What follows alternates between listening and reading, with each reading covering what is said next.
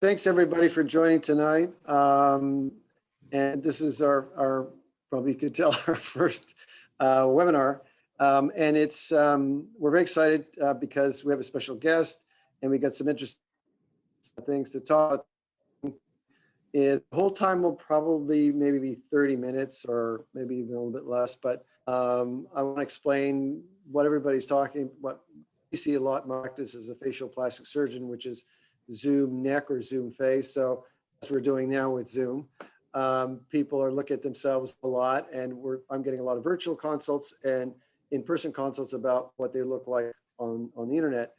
And so was the topic today. And so I'm going to discuss my surgical techniques, what I've been doing for a long time, and also the artistry behind it, how it works, why it looks natural, and how to make people heal well and as quickly as possible, less risk as possible, and yet giving them a result that they're going to really like, and focus on specific needs that you want. So it's not. I mean, I can do pretty well anything. It's about how can I make you look great, and so that's the focus of my practice for the last 30 years, and it continues to be that way. And if you don't know me, I'm a facial plastic reconstructive surgeon. So the picture you see was from a patient who's just fantastic, and she's going to be our special guest this evening. And she took those selfies. The first one on the left is in the chair before surgery, in the waiting room area, and then the other one is about 2 weeks later at home. And so she's super kind to let us use her pictures. 2 weeks. Yeah, let us use it. So the next. So I'm going to continue. So my main practice is in Healdsburg, where I am right now. And we have a 5,000 square foot surgery center here. We have a AAA accredited facility, like accreditation for hospital equivalents. And I have a satellite office at Union Square in San Francisco. So it's about artistry, a lot of it. So to be a facial cosmetic surgeon is to be an artist. In my opinion, my canvas is living. It is never the same, nor is my art, because obviously everybody's face is different, and that's what as a surgeon I have to work with, each features and characteristics of each person. I'm triple board certified facial plastic surgeon. I've been on part of the House delegation for the California Medical Association. I'm a member of the American Academy of Facial Plastic Reconstructive Surgery, plus the Royal College of Surgeons in Canada, and the European Academy of Facial Plastic Surgeons. I've been chief of surgery locally at Sutter Hospital and published a number of publications, and I also am a CEO of a skincare line. So I've done approximately, it's hard to keep count actually over all the years, somewhere around 12,000 facial surgical procedures, which is what I've been focused on all my career. As I mentioned, we have an accredited facility here in Healdsburg, where I'm standing right now. Some recent publications. The most recent thing actually isn't even out yet. I'm going to be in North Bay Business Magazine, which is I think a pretty good local business magazine. This month's February's issue is going to be health and medicine. And I'll be at the back of the magazine if you want to see me. It's called Beyond the Boardroom, basically talking about what I do outside of your regular job. And I do a lot of fitness stuff. So I'm standing there with some dumbbells. Anyway, and I'm an author of a book called Nefertiti's Secret, which is about our skincare line. That was published in 2019, and published a medical paper on that. And I've presented at numerous meetings at different parts of the world, Europe to Turkey to different cities in the United States. So I tend to present on the topic basically that I'm going to be telling you now. This is my book, Nefertiti's Secret. And then we have some names that we use here to sort of try to explain the techniques that I've been doing for a long time. So the top left, Synergy Lift, means that it's a facelift, but at the same time, I'm doing a chemical peel. So that's called TCA, trichloroacetic acid. So why is that a synergistic effect, or call it Synergy Lift, is because the TC is done at the same time as the surgery. So when I do the surgery, and there's increase in blood supply about 300% with the surgery, which heals the tissues underneath, it takes advantage if you do chemical peel at the same time. So there's way more collagen and elastin synthesis. So the wrinkles, lines, brown spots get markedly improved at the same time. The healing is within about this 2-week period, generally speaking. that sort of general time frame for peeling, finishing, post healing, let's put that from a facelift. The next one is serial vector lift. That's the technique, and I'll show you a little artistic diagram. But so the face is composed of layers like a cake. So there's skin, fat, a little bit of fat, and if there's extra fat, you do some liposuction, like a case I did today.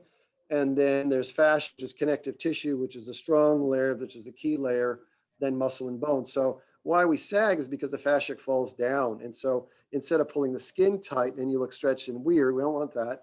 I make an incision that goes around the ear, preserving the hair, and then tunneling underneath to get to that layer of fascia, and then putting multiple little stitches in the fascia, starting at the jowl, working my way backwards. So I'm repositioning the fascia where it came from. So it's a repositioning the fascia. So in other words, I'm taking tissue and putting it back where it came from. So it's a natural look. I'm not just pulling the skin tight. That will just make you look stretched and distort your mouth and look, funny, like, you see lots of people. So that's how I avoid that. Those stitches underneath will dissolve months later. It's fine because the tissues will have healed in position as a blood supply. The same thing with the neck. There's a lot of sewing underneath, and you don't, of course, see those sutures. The stitches around the ears come out in about 2 weeks. And if you have somewhat heavy neck, then there's a little incision here. I liposuction, like in the case I did today, but also there's sometimes you get these cords. I'll show you a lot of before and after pictures called platysma bands. And I can cut the muscle or work on the muscle, remove the muscle, different techniques, and then tighten the skin. So all of these things are done underneath, again, to make it look natural and like it's flowing. So it's not like your face is smooth and your neck is heavy or vice versa. You want it all to work together. And the same thing with the peel. It's not just done in your face. It's safe to do in the neck and décolleté. So if you have an open shirt or blouse, it looks all like it's even.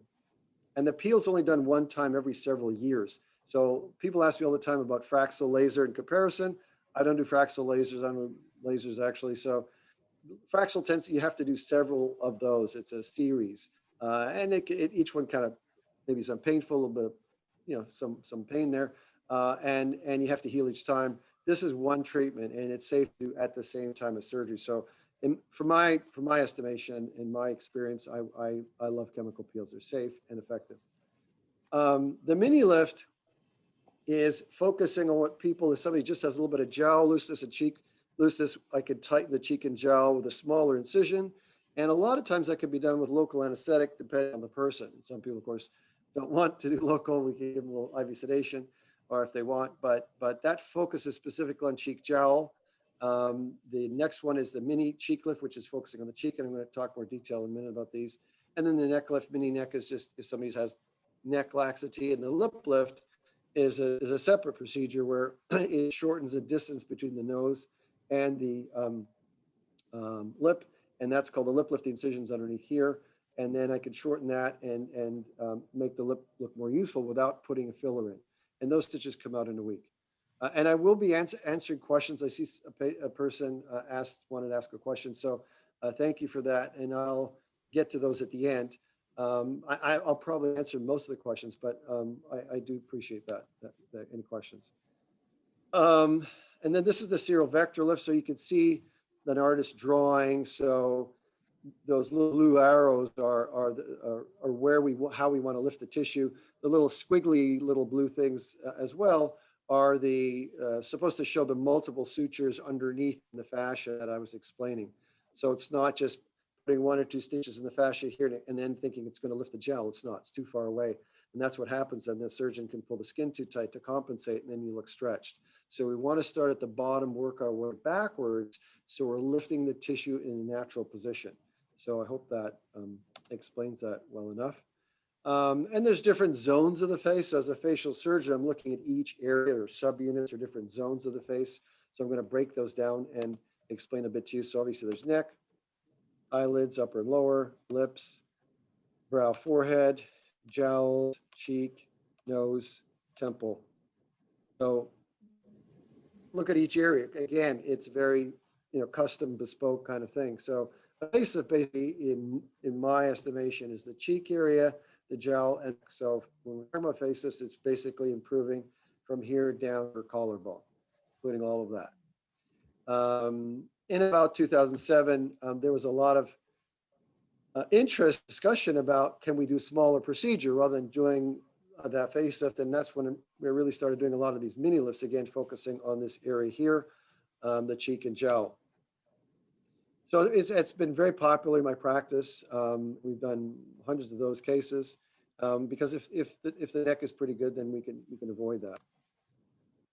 And then sometimes patients are doing well, or maybe they've had surgery before, and it's really a little bit of sagging of the cheek. We can do a mini actual cheek lift. So it's an upper area, so the incision's limited just in sort of near the temple. And again, fascial sutures, and that can be small procedure, again, local anesthetic. And a mini neck, same thing. If somebody doesn't have much fat or a lot of loose tissue here, I don't need to make an incision potentially and tighten the skin up. The incision is right behind the ear and is kind of sneaky. So, and then another thing that's become popular is a temple lift. So some people their brows laterally, meaning the outside part comes down and they don't want a whole forehead or brow lift. Then they can have a temple lift, again, a limited incision, local anesthetic, and just lifting that outer part of the brow is cool. And then, as I said, the mini cheek lift works on the sagging of the cheeks, and there's some jowl improvement, and it certainly gives a much better result than any filler can. I mean, you can imagine that if you're taking your own fascia and putting it back where it came from, it's going to create a much better fullness to the cheek complex than any filler could. And unfortunately, some people think that if you put enough filler in here, it actually can lift the tissue up, but it can't. It'll give you fullness, but actually can't lift anything. The only thing that actually lifts something is surgery. And for the incisions, I try to make them as hidden as possible for any time, so minimize any hair loss. And the ear is different in everybody, so the tragus, this little bump of cartilage, it goes inside that, goes around here, goes back here and into the hair. And again, even if your hair is in a ponytail, if you're a female, the hair incisions at the back. I've seen incisions go down the neck. I don't do that. People ask me today on a virtual consult if I use drains. I don't use drains. That's not true in about 10% of men, but in women, never. And then the mini neck lift. So if you've got loose skin in here and you want that improved, there's a procedure, again, the incision's behind the ear, so you're not going to see anything in front, and I can tighten the neck skin up. And sometimes they'll also do chemical peels even with smaller procedures. So you don't have to do chemical peel just with a full facelift. You can do it with small procedures and focus and zone in on what you want. And that the mini neck lift takes about an hour and a half, just like the mini lift. So here's a lady that had the mini neck lift. So you can see that on the left, she's got some little bit of loose cords, but also a lot of loose, deeper creases going horizontally, a lot of loose skin on the right. I think that's about 6 weeks, maybe later, something like that. And it's a marked improvement. She didn't want anything or need anything really at the time of the jowl area, so that we left alone, and her incisions are only behind her ears. So I think that's a nice result for that. And then the temple lift, as I mentioned, is incision limited to the brow. That can improve and tighten the lateral brow area, which means it's outside brow because it sags. And now, obviously, if your brows are very low, all the way down, and you have a lot of creases, then the brow lift makes sense. But if it's just sort of a little bit of lateral, just tightening, then that's a really nice procedure. Again, with a local anesthetic. So here's a lady that, if you just look at her brows for a second, not anything else, you could see that the lateral brows lifted. Same thing with this lady. She wanted more kind of a little bit exotic look where they lift the lateral brow and open her eyes up. And then same with this lady, a little bit of the brows. And also I actually did her lower lids. You can see her lower lids on the left are a little bit lower, and I raised them up to make them look more natural.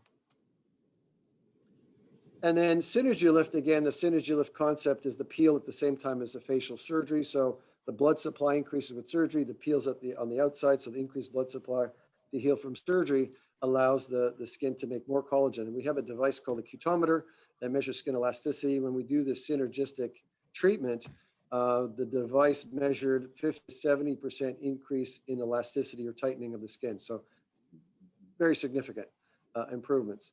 And the TCA helps wrinkles, brown spots, fine lines. And most people will heal within about 10 to 14 days from a peel. And there's no oozing, there's no scabbing, it's just the dead skin, falling off. So now we're going to show some before and after pictures. This is a lady that I think she's about a month, 4 or 5 weeks post-op. She had her upper eyelids done, facelift, a chemical peel, and a rhinoplasty. So She had a little unevenness to her nose. I straightened that and kind of made it a little bit smaller. So again, looking at proportion, if you look at her face proportionality, the balance is better. Besides, eyes obviously are brighter, more open, but her jawline's better, her neck's better. And again, if you looked, the test is if you covered the picture on the left with your hand and said, okay, just look at the picture on the right. Does it look like that person had surgery? If the answer is no, then you know that was, was a good procedure. Of course, you know what, if you look at the before and after, then it's kind of obvious. So here's her other view, and you can see we had her not put any makeup on her incision. And a lot of the patients, I'm going to show you, we purposely them not put makeup on the incisions just so, people like you could see what it looks like without makeup. But if you put makeup, it'll cover up, or of course, put your hair in front. Eventually that line in front of the ear goes away. It just becomes a little white line. If it gets thick or lumpy, some people will have a little more scarring. Then you can put cortisone cream. You can inject it with cortisone. There's different ways to make scars get better. But again, if you focus at her neck jawline, she has a more distinct jawline. The jowl's improved. The nose, of course, is more balanced, so it's sort of brought in a bit closer to her face. The eyes are more open by the upper eyelid lift. So this was all done at one time in this patient, and that procedure took about 4 hours. And she had a general anesthetic.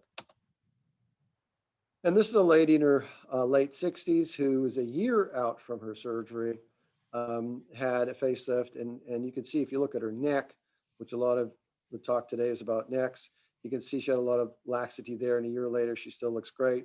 Her skin, she also had a peel and some eyelid work done. But again, the neck looks pretty nice. And this is her profile view. You can see her neck is better. The texture of her skin's better a year later. And some people, when they have a synergy lift, meaning a peel with a facelift at the same time, they'll come back. The surgery should last for a number of years, but they may want to have a peel every 4 or 5 years, depending on your sun exposure and what your skin was like, to begin with. Speaking of that, this lady had tremendous sun exposure, but she also had lost a lot of weight through gastric surgery. And so, as you can see, she grew up in the sun, a lot of lines and wrinkles. And I did a facelift, a lift, a chemical peel, and that's her a year later. If you look at the picture on the left, you can see the sort of cords in the neck. That's that platysma bands I was talking about. So I like to make an incision under the chin and remove a lot of that platysma if I can, and then tighten everything up. So that way your neck can look that good for a long period of time. And you can see the tremendous improvement in her skin, the collagen, the thickness of her skin because of the synergistic effect between a chemical peel with a facelift. Also, people ask me, did I put any filler fat or something in her cheeks? There's none. I took fascia from down here and put it up into the cheeks. So I'm using patients' own tissue to rebuild their face, and that's my focus. Here's her side or 3/4 view. You can see the same kind of thing. Neck, cheek, the texture of the skin's better. And when I met her, I told her, look, you've got a lot of sun damage. You're probably going to need another peel. And most people, it's 3 or 4 or 5 years. I said probably 1 or 2 years you need another peel to touch up, certainly around the cheek, around the mouth. And that can easily be done. We actually just put numbing cream, which is very powerful. Leave it on 45 minutes, take it off, and then you can do a peel, a full face peel if you want. We do a lot of those here without having to get sedation, and it doesn't hurt because this cream is incredibly potent. And this is some more patients. So this lady, again, focusing on her neck. She had some fat there, as you can see, some loose skin, a little bit of platysma. The jowls are coarse. So again, getting that jawline back, getting the neck back. You can even see some of those deeper horizontal lines are a little bit improved. And she had a chemical peel as well. See her side view, the neck improved. She has more jawline. The jowl doesn't sort of continue down here. The cheek pad, you can see, is a little bit fuller because of the lift that fascia I was explaining with the technique I've been doing for a while. And this lady had a number of procedures done, but again, if you didn't look at the picture on the left and only on the right, would you know that I did her rhinoplasty? The tip of her nose is smaller. I did a forehead lift. I did a facelift and a peel. So I did a number of procedures on her, but again, it looks natural. She doesn't look like she's overly done or stretched. And each person obviously is different. So I have the conversation when we have consultations, whether they're virtual consultations or in person, or eventually have to see, of course, is to explain that. What's your hairline like? How do we move? How do we keep the hairline intact? How do we minimize hair loss? all these kind of things that are important in an open discussion dialogue. The other thing I do, I like to do for a lot of patients is a computer imager. So we have a computer imager here, which basically takes a picture of you, and then I use the computer like artwork and draw what you could potentially look like in a sense. So you can see what your jawline looks better, the brow height, how so you don't look like you're sort of staring deer in the headlight thing. So and for rhinoplasties in particular, it's really good for nose surgery. So people find the imaging quite helpful. And this is a nice looking guy that really didn't have much of a jawline. You can see on the left, and it kind of heavy neck, and on the right you can actually see a jawline now. It frames his face. He's a good looking guy anyway. It just balances his face a little bit more. I did eyelid lift and a chemical peel, so you can see that it just makes him look it's just more balanced without looking like wow, he had a lot of plastic surgery. And some of these are more subtle. That's why I wanted to show, because everybody's a little different. This lady didn't like the laxity under her neck here and a little bit of the jowls. And basically you can see the sort of graceful lines of her jawline and her neck without looking like, she's, had surgery. She actually does commercials and things on TV. So she was really adamant about not looking too, really different. This lady also had a number of procedures. So obviously a facelift, chemical peel. She's just a few weeks out, and a rhinoplasty. So again, I brought her nose in a little bit to balance her face. So her skin's a little bit pink. You can see she's still healing from the peel. If you're very fair, you can have a little bit more pinkness. If you're gonna have more pigment in your skin, you won't get that. So to give you an idea of what, again, these procedures can do. This is a gentleman who's on our website. He's a great guy. He's a friend of mine. He was on Cron4 TV actually as well. So he just wanted the cheek area improved, and a chemical peel. He's had a lot of sun damage, and so a lot of men are doing these chemical peels, sometimes just the peel alone, because they have these you can see the precancerous areas that sometimes the dermatologist has to use freeze them off, and so instead of that, we're just going to do the peel on the whole face, and it reduces the chance of having a basal cell skin cancer by 50%. So they're that powerful, the chemical peel. So that's him at 1 week post-op. And there he is again, 1 week post-op. And that's actually his wife, who's awesome. And she, again, was just laxity. The mini lifter, that's so 1 week later. And on our website, both of them are live on Cron4 TV talking about their procedures. See the sort of the texture on the skin was a little bit uneven, some sun damage, and then already with most of the peel is finished, and the mini lift that 1 week later. This lady's in her 40s, so she's quite a bit younger than a lot of patients. But again, for her, the laxity a little bit in the gel. That's her 1 week after a mini lift as well. So again, it depends on the person. She looks great to begin with, but just tighten the jawline up, a cheek a little bit. 1 week later, and she looks great. This is a lady who, on the left, is before I did any surgery on her. 6 years later, this is her after I did a facelift. And then on the right is 2 weeks after I did a little touch-up mini lift on her local. So she came back 6 years later and said, I'm a little loose in the jowls. I did local anesthetic around here, just tighten her up, mini lift. And 2 weeks later, she was back out again. And then, of course, we have to have a glamour shot. So this is a lady that has obviously a little makeup on. So because all these other pictures are usually, most of them are no makeup. And so you kind of see her, it's hard to see her neck, but her neck's better, cheeks, and her skin texture. And some patients, again, you want to focus on different things. In this case, her eyes were a big issue. You could see her upper lids, her eyes look bigger. Her gel jawline, and her neck was fairly heavy. So you want to improve the jawline area, particularly in her, and you can see her neck was fairly heavy. So you can get some nice results with this technique. Again, you can see the incision. It's about a month later, so it's still fading. It'll take a while to fade more. Again, no makeup, just to show you what it looks like in the beginning, but you can see her neck, jawline, cheek area is much improved. Same thing again here. And then another patient, again, just a little bit of laxity in the cheek, neck area. So more of a mini lift and a chemical peel and a little bit of tightening of the lower lids. And so there she is post-op, again, looking very natural. And some patients are more heavy, so there's more liposuction required. And she has a lot of loose skin as well in the neck.